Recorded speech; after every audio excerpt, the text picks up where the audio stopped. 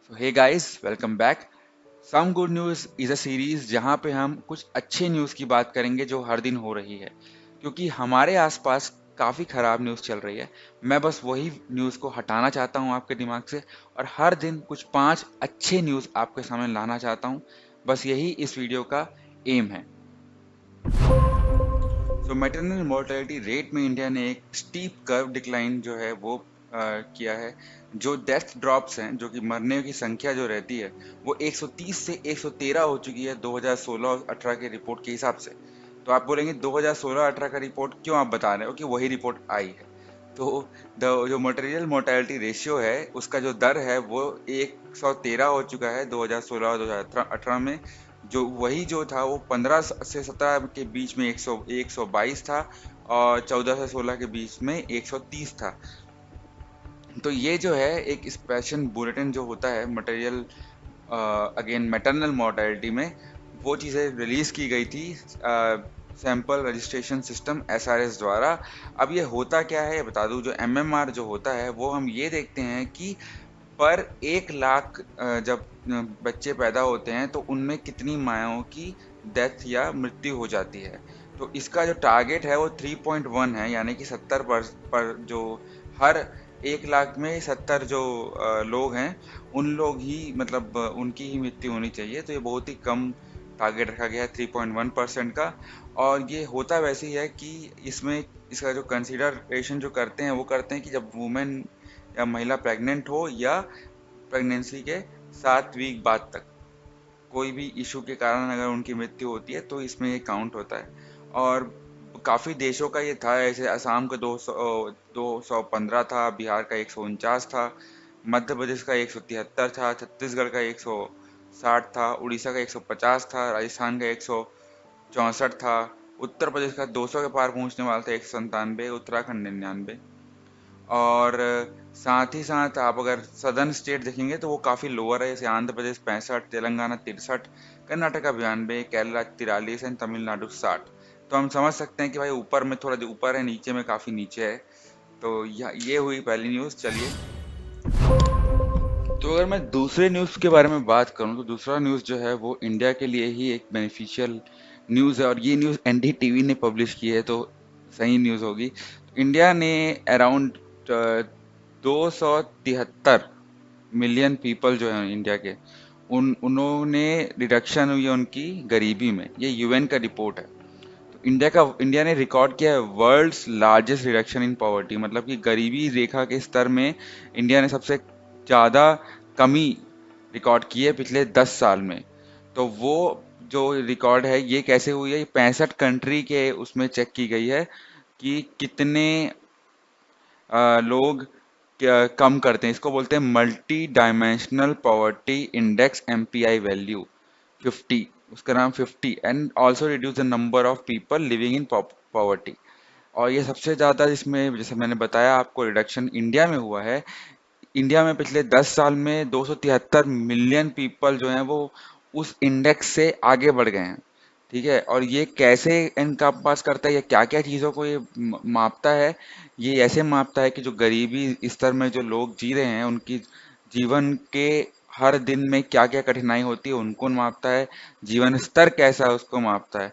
तो अगर मैं बात करूं जैसे उनकी उनके हेल्थ को, अगर हेल्थ खराब हो जा रही है और उनके पास एजुकेशन नहीं है और रहने और खाने का साधन नहीं है, काम करने के लिए कोई अच्छा काम नहीं है, और काफ़ी ज़्यादा मतलब मारपीट होती है, घरेलू हिंसा, बाहरी हिंसा, और जिस एरिया में रहते हैं वो एरिया मतलब गंदी है, वो सबको मिला के ये चीज़ नापी जाती है। ये बात उन्होंने स्ट्रेस की इस बात पे कि ये जो रिपोर्ट थी ये रिपोर्ट कोरोना के पहले की थी। तो कोरोना के बाद की रिपोर्ट अभी तक आई नहीं है, और लेकिन वह जो यूएन के डायरेक्टर उन्होंने ये भी कहा कि इस रिपोर्ट को देखते हुए काफ़ी होप मिलता है कि आगे भी अच्छा ही होगा। जैसा भी कोरोना के साथ जो भी इम्पैक्ट होता है, इंडिया फिर से रिकवर कर लेगा। तीसरी न्यूज़ के बारे में बात करते हैं। इन्फोसिस और टेक महिंद्रा के बाद विप्रो भी अपने चार्टर फ्लाइट से सारे हिंदुस्तानियों को, जो लोग वहाँ फंसे हुए हैं, उनको यूएस से लाने की कोशिश किया। और ये विप्रो ने ये बोला है कि जो जैसे कि बोलते हैं कि कंसर्न है सेफ्टी हेल्थ और वेल बीइंग का उनके एम्प्लॉयज़ को के लिए, इसलिए वो ये कदम उठा रहे हैं। और हंड्रेड्स ऑफ एम्प्लॉयज़ जो हैं वो वहाँ से लाए जाएंगे उनके फैमिली के साथ। साथ ही साथ ये वही एम्प्लॉय एम्प्लॉय भी इंक्लूड कर सकते हैं जिनके वीज़ा एक्सपायर हो चुके हैं या क्लोज टू एक्सपायरी है, क्योंकि वहाँ पे जो इसके बाद ये ऑस्ट्रेलिया से भी लाएंगे इसी मंथ के आखिरी में। अब यूएस जो है, हमको पता है कि इंडियन आईटी जो जो भी इन्फोसिस, कैपजेमिनी, सीटीएस, ये सब का काफ़ी बड़ा मार्केट है, और इनका रेवेन्यू जो होता है वो मोस्टली इंडिया से ही आता है। और विप्रो की जो अमेरिका का रीजन है, वो 59% उनका रेवेन्यू, 59% जो रेवेन्यू है वो इंडिया से है।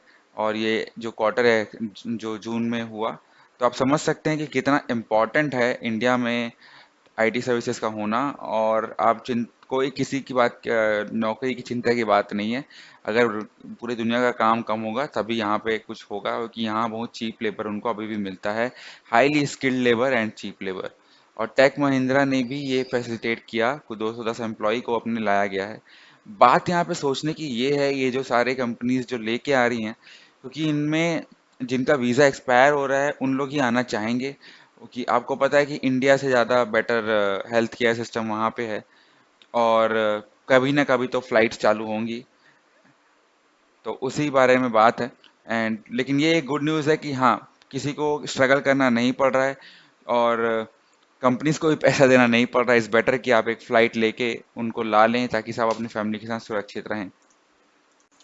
चलिए बात करते हैं चौथे न्यूज़ की। एक एस्ट्रॉइड है, वो अर्थ के काफ़ी पास से जाने वाला है सितंबर में, और ये इतने पास से जाने वाला है कि ये मून से भी क्लोज रहेगा। तो हाँ, यही बात थी कि एक एस्ट्रॉइड है जो जूम पास जाने वाला है अर्थ के सितंबर में, और it will be closer then the moon. NASA, आपको पता है नासा कौन है, तो नासा ने बोला है कि भाई ये काफ़ी पास से जाने वाला है, एंड सितंबर में होने वाला है। और दिस थिंग जो centre for near earth object studies जो होता है, एज क्लोज अप्रोचेस, ये भी लिस्ट कर दिया गया है नासा, जैसे कि CNEOS एक संस्था है वहाँ से। और नियर अर्थ ऑब्जेक्ट्स जो होते हैं वो क्या होते हैं प्रेजेंटली, प्राइमरली जो है वो कॉमेट्स और एस्ट्रॉइड्स होते हैं। तो आप ये बताइए कि कॉमेट्स और एस्ट्रॉइड्स का अंतर क्या है, ये कैसे होते हैं। ये जो सराउंडिंग प्लैनेट रहते हैं सन के ऑर्बिट में, उनके ग्रेविटेशनल अट्रैक्शन से वो खींचे जाते हैं। और ये जो टाइप्स ऑफ एस्ट्रॉयड रहते हैं, इनका जो ऑर्बिट रहता है, ये सन और अर्थ के अराउंड काफ़ी वाइड रहता है, चौड़ा रहता है। और जो अर्थ का ऑर्बिट कब इंटरेक्शन होता है, जब वो सन के अराउंड घूम रहा है, ठीक है। और स्पेस एजेंसी ने जो इसका नाम जो है 2011 ES4, इसको पोटेंशियली हैजार्डस कहा है, मतलब कि हो सकता है, कुछ हो सकता है करके।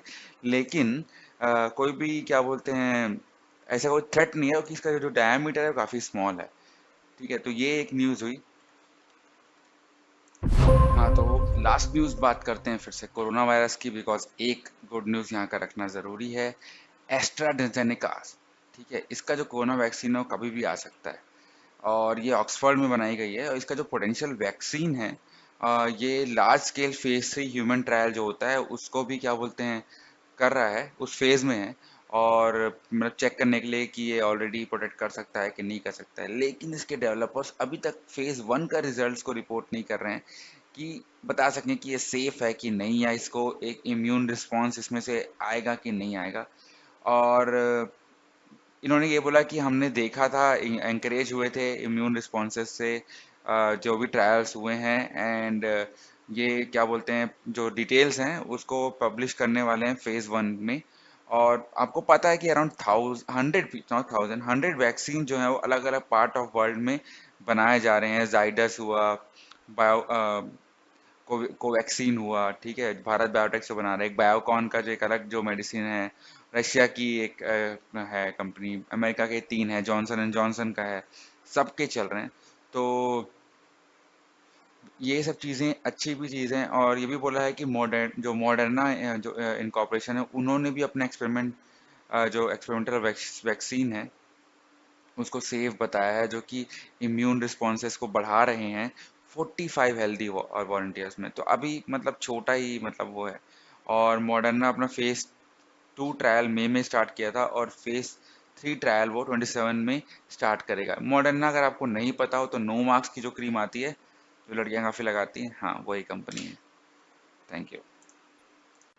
वीडियो को यहाँ तक देखने के लिए बहुत बहुत धन्यवाद। मैं चाह रहा हूँ कि कुछ अच्छे न्यूज़ आपके तक लाने की कोशिश करूँ, ताकि जो ये घर आसपास इतने सारे खराब न्यूज़ आ रहे हैं वो न्यूज़ को ना देखते हुए कुछ अच्छे न्यूज़ की हम बात करेंगे हर दिन के 5।